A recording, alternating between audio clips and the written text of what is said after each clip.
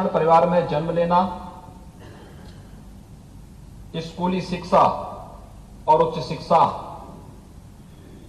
कानपुर नगर में लेने के पश्चात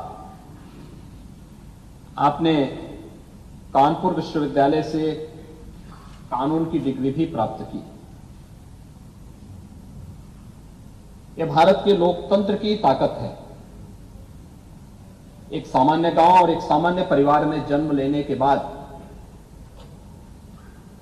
भारत के सर्वोच्च संवैधानिक पद पर देश के गौरव और गरिमा को बढ़ाना, ये पूरे वर्ष 1969 में उच्चतम न्यायालय में एडवोकेट ऑन रिकॉर्ड बने, वर्ष 1980 से 93 तक उच्चतम न्यायालय में भारत सरकार के स्थायी अधिवक्ता के रूप में भी आपने अपनी अमूल्य सेवाएं दी। सन 1994 में उत्तर प्रदेश से देश के उच्च सदन यानी राज्यसभा के सदस्य के रूप में आपका निर्वाचन हुआ। वर्ष 2000 में आप पुनः उत्तर प्रदेश से ही राज्यसभा के लिए निर्वाचित हुए। राज्यसभा की अनेक महत्वपूर्ण समितियों के सदस्य के साथ ही राज्यसभा की हाउस कमेटी के सभापति के रूप में भी आपने अपनी अमूल्य सेवाएं दी। भारतीय शिष्टमंडल के सदस्य के रूप में 22 अक्टूबर 2003 को आपने संयुक्त राष्ट्र आम सभा को भी अपना महत्वपूर्ण संबोधन दिया। 8 अगस्त 2015 को आप बिहार के राज्यपाल के पद पर आसीन हुए। कुलाधिपति के रूप में आपने राज्य विश्वविद्यालयों के कामकाज के अनेक सुधार लागू किए तथा आधुनिक प्रौद्योगिकी का प्रयोग भी प्रारंभ किया। राज्यपाल के रूप में आपकी स्वच्छ छवि, कार्यकुशलता और उल्लेखनीय उपलब्धियों ने राष्ट्रपति पद के लिए प्रबल और सर्वोत्तम विकल्प के रूप में आपको प्रस्तुत किया और आप 2017 में देश के 14वें राष्ट्रपति के रूप में निर्वाचित हुए।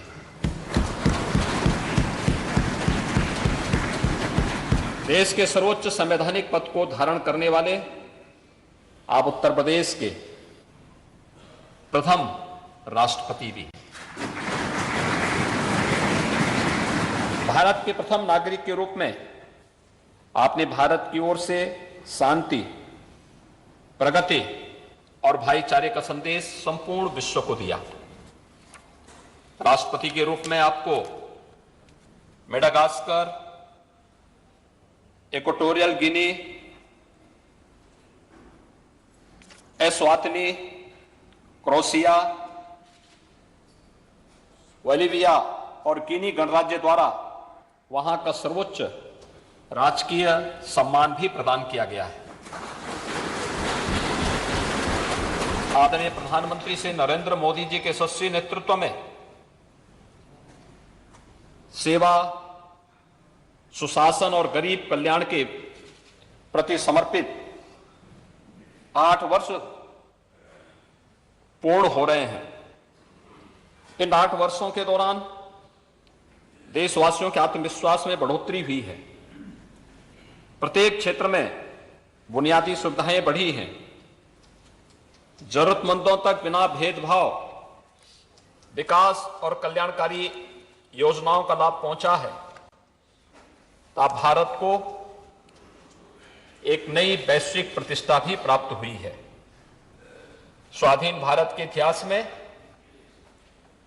पिछले 8 वर्षों का यह कार्यकाल बेमिसाल साबित हुआ है। आजाद भारत की 75वीं वर्षगांठ स्वतंत्रता के गौरवशाली इतिहास की पुनरावलोकन का एक अवसर भी है, जिसे पूरा देश आजादी के अमृत महोत्सव के रूप में मना रहा है। उत्तर प्रदेश को यह गौरव प्राप्त है तो इसकी धरती से ही सन 1857 में देश का प्रथम स्वतंत्र समर की शुरुआत हुई थी।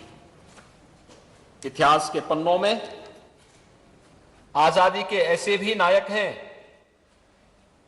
जिन्हें हो सकता है उचित स्थान न प्राप्त हुआ हो, परंतु उनके योगदान को कभी विस्मृत नहीं किया जा सकता। माननीय प्रधानमंत्री जी ने देश को अमृत महोत्सव के 5 सूत्र दिए। ये सूत्र हैं आजादी की ऊर्जा का महोत्सव, यानी अमृत महोत्सव का मतलब आजादी की ऊर्जा का महोत्सव, स्वाधीनता सेनानियों से प्रेरणा का महोत्सव, नए विचारों का महोत्सव, नए संकल्पों का महोत्सव, आत्मनिर्भरता को प्राप्त करने का महोत्सव। ये 5 सूत्र आजादी की लड़ाई के साथ साथ आजाद भारत के सपनों और कर्तव्यों को देश के सामने रखकर आगे बढ़ने की प्रेरणा देंगे। आजादी का अमृत महोत्सव हमें आत्मावलोकन का अवसर दे रहा है। 2047 का भारत कैसा होगा, इसके लिए माननीय प्रधानमंत्री जी ने आगामी 25 वर्ष के कालखंड को अमृत काल निर्धारित करते हुए नवीन संकल्प के साथ नए लक्ष्यों को प्राप्त करने के लिए पूरे देश के नागरिकों को परिश्रम करने के लिए आह्वान किया है।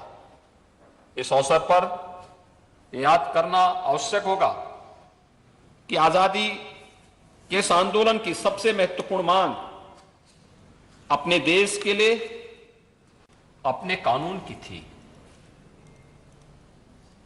देश हमारा, लेकिन शासन अंग्रेजों का, इसलिए कानून भी उन्हीं का था।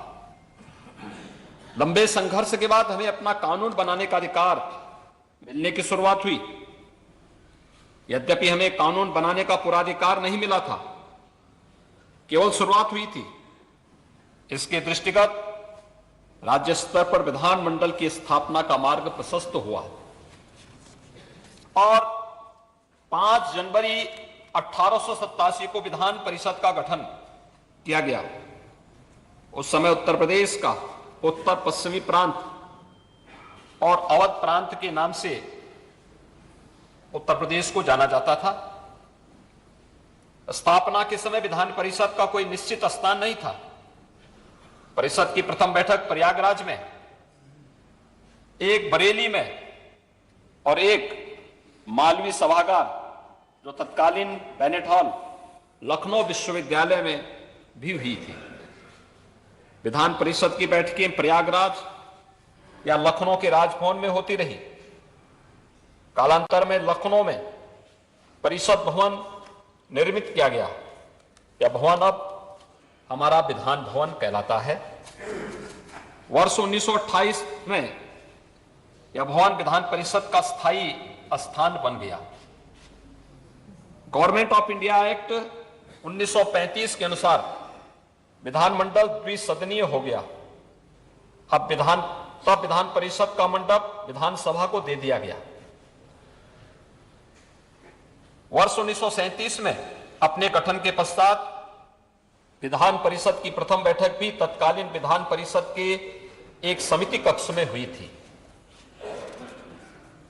तत्समय ही विधान परिषद के लिए एक अलग मंडप का निर्माण भी प्रारंभ किया गया, जो सन 1937 में तैयार हो गया। महामना पंडित मदन मोहन मालवीय जी, पंडित गोविंद बल्लभ पंत जी, डॉक्टर ईश्वरी प्रसाद जी, पंडित मोतीलाल नेहरू जी, श्रीमती महादेवी वर्मा जी, डॉक्टर संपूर्णानंद जी, राष्ट्रीय पुरुषोत्तम दास टंडन जी, गणेश शंकर विद्यार्थी जी, आचार्य नरेंद्र देव जी जैसी विभूतियां उत्तर प्रदेश विधानमंडल के मान्य सदस्य रही है। देश के प्रधानमंत्री को शोभित करने वाले से लाल बहादुर शास्त्री जी, चौधरी चरण सिंह जी से विश्वनाथ प्रताप सिंह जी भी इसी विधानमंडल के माननीय सदस्य रहे हैं। भारत के साथ शायद ही किसी राज्य के विधानमंडल में देश को 3-3 प्रधानमंत्री दिए हों। जनवरी 2013 में उत्तर प्रदेश विधानमंडल का उत्तर सती रजत जयंती समारोह आयोजित किया गया था। इस अवसर पर 8 जनवरी 2013 को तत्कालीन महामहिम राष्ट्रपति श्री प्रणब मुखर्जी जी ने विधानमंडल के पूर्व और वर्तमान मान्य सदस्यों को संबोधित किया था। उत्तर प्रदेश विधानमंडल अपनी स्थापना काल के पश्चात ही अनेक ऐतिहासिक घटनाओं का साक्षी रहा है, चाहे वह सामाजिक क्षेत्र हो, आर्थिक क्षेत्र हो, राजनीतिक क्षेत्र हो। उत्तर प्रदेश विधानमंडल ने प्रत्येक क्षेत्र में समय समय पर देश को एक नई दिशा और विभिन्न विधानमंडलों को एक मार्गदर्शन भी दिया है। जनता के कल्याण और प्रदेश की प्रगति की दिशा में नए मापदंड और आयाम भी स्थापित किए हैं। राष्ट्रपिता महात्मा गांधी की 150वीं जयंती के अवसर पर आहूत विशेष सत्र में पहली बार सतत विकास के लक्ष्यों पर लगातार दिन रात 36 घंटे की चर्चा भी देश के सामने एक चर्चा का विषय रहा। संविधान दिवस 26 नवंबर 2019 को संविधान को अंगीकार किए जाने की 70वीं वर्षगांठ पर विधानमंडल के विशेष सत्र में भी एक सार्थक चर्चा हुई थी। माननीय प्रधानमंत्री जी के नेतृत्व और मार्गदर्शन में स्वतंत्रता सेनानियों के सपनों के अनुरूप भारत का विकास वर्तमान में हो रहा है। इसके तहत उत्तर प्रदेश द्वारा विशिष्ट उपलब्धियां हासिल की गई हैं। नए भारत का नया उत्तर प्रदेश निरंतर आत्मनिर्भरता की ओर अग्रसर है। प्रदेश सरकार राज्य के समग्र विकास तथा गांव, गरीब, किसान, नौजवान, महिलाएं सहित समाज के प्रत्येक वर्ग के कल्याण के लिए पूरी प्रतिबद्धता के साथ कार्य कर रही है। सुदृढ़ कानून व्यवस्था से प्रदेश में विकास और निवेश का एक माहौल बना है।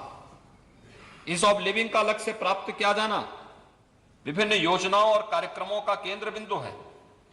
राज्य सरकार के प्रभावी प्रयासों के परिणाम स्वरूप उत्तर प्रदेश आज केंद्र सरकार की 4 दर्जन विकास और जन कल्याणकारी योजनाओं में देश में प्रथम स्थान पर है। प्रदेश के युवाओं को रोजगार एवं नौकरी प्रदान करने और उन्हें सामर्थ्यवान बनाने के लिए राज्य सरकार कृत संकल्पित है।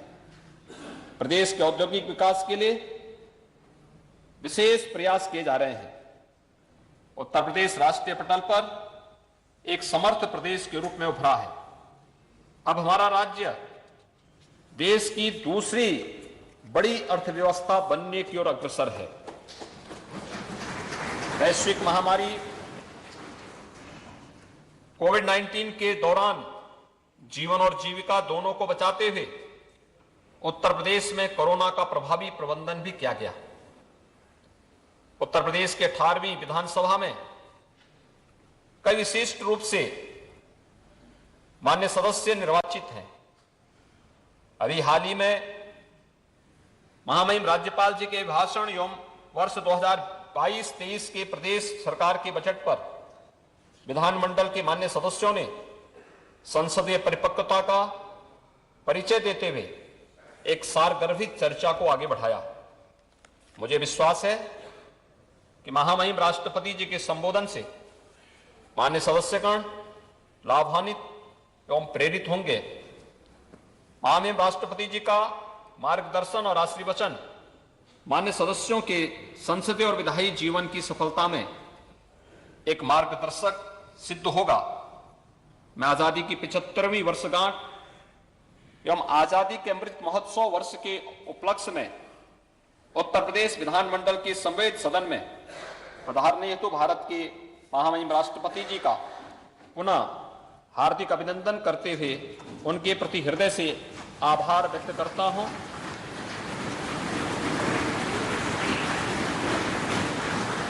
इस अवसर पर उपस्थित प्रदेश की महामहिम राज्यपाल जी, विधान परिषद के माननीय सभापति जी, विधानसभा के माननीय अध्यक्ष जी, विधानसभा में माननीय नेता प्रतिपक्ष तथा आप सभी माननीय सदस्यों को भी इस ऐतिहासिक अवसर का साक्षी बनने के लिए हृदय से धन्यवाद देता हूं। जय हिंद। धन्यवाद माननीय मुख्यमंत्री जी। अब मैं विनम्रतापूर्वक महामहिम राज्यपाल महोदया जी से निवेदन करता हूं कि हम सब लोगों को मार्गदर्शन देने की कृपा करें।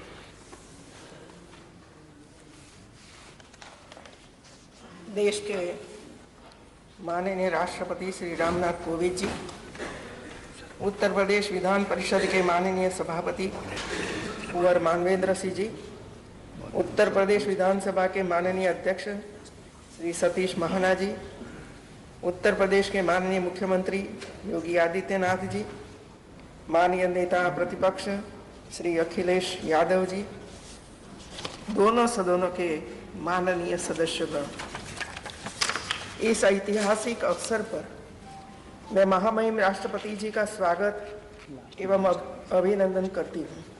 उत्तर प्रदेश विधानमंडल के माननीय सदस्यों के लिए आज गौरव का क्षण है। महामहिम राष्ट्रपति की गरिमामयी उपस्थिति एवं उनका संबोधन माननीय सदस्यों के लिए प्रेरक और मार्गदर्शक है। इस पुनीत अवसर में देश के स्वाधीनता संग्राम में अपने आप को आहूत करने वाले तथा देश के नेतृत्व देने वाली सभी महान विभूतियों के चरणों में आदरपूर्वक नमन करती हूँ, उन्हें कोटि कोटि वंदन करती हूँ।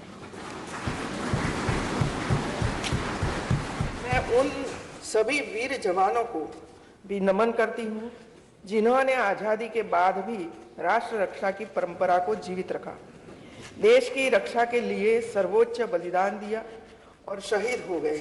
इसके साथ ही जिन पुण्य आत्माओं ने आजाद भारत के पुनः निर्माण में प्रगति की एक एक ईंट रखी, 75 वर्ष में देश को यहाँ तक पहुँचाया, मैं उन सभी को भी नमन करती हूँ। आज़ादी का अमृत महोत्सव देश के स्वावलंबन का प्रतीक है। आज भारत की विकास यात्रा के अवलोकन का अवसर है। यह महोत्सव भारत के प्रधानमंत्री श्री नरेंद्र मोदी जी के नेतृत्व में 12 मार्च 2021 को साबरमती आश्रम से आरंभ हुआ था, जो 15 अगस्त 2023 तक 75 सप्ताह तक अनवरत जारी रहेगा। माननीय मुख्यमंत्री के कुशल नेतृत्व में उत्तर प्रदेश सरकार द्वारा विभिन्न सांस्कृतिक आयोजनों एवं कार्यक्रमों के माध्यम से संपूर्ण राज्य में आज़ादी का अमृत महोत्सव मनाया जा रहा है। इस कड़ी में उत्तर प्रदेश विधानमंडल के सदस्यों को महामहिम राष्ट्रपति जी का संबोधन गौरव का विषय है। आप देख